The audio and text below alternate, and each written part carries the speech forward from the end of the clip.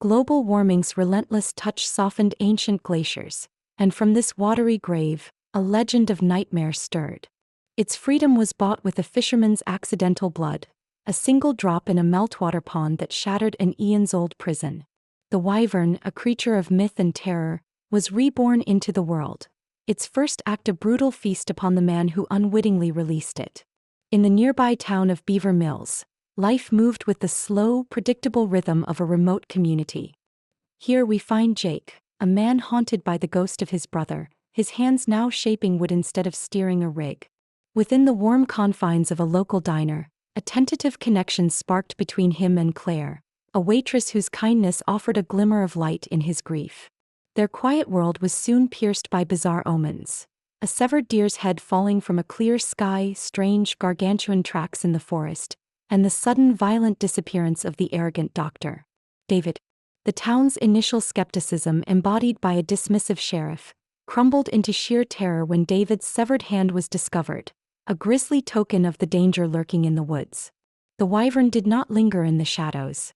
It descended upon Beaver Mills with primal fury, a force of nature made flesh.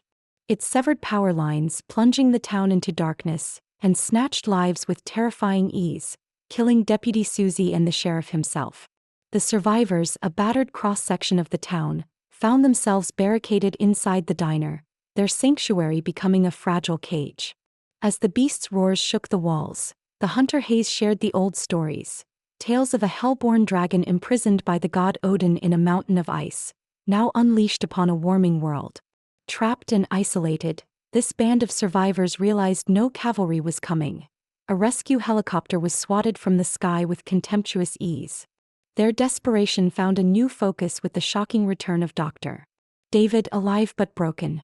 He brought a dire warning. The monster had a nest and within it lay 3 eggs. The battle was no longer just for their lives, but for the future of the world itself. In this crucible of fear, Jake's grief hardened into resolve. Shedding his identity as a transient outsider, he forged a final suicidal plan. Using the dragon's own eggs as combustible bait, he lured the colossal beast into a deadly chase, steering a heavy truck toward a precipice.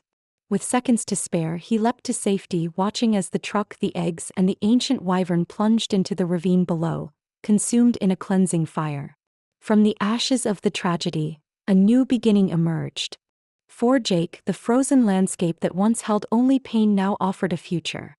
A home, a community, and a chance for peace with Claire, finally leaving the ghosts of the past behind.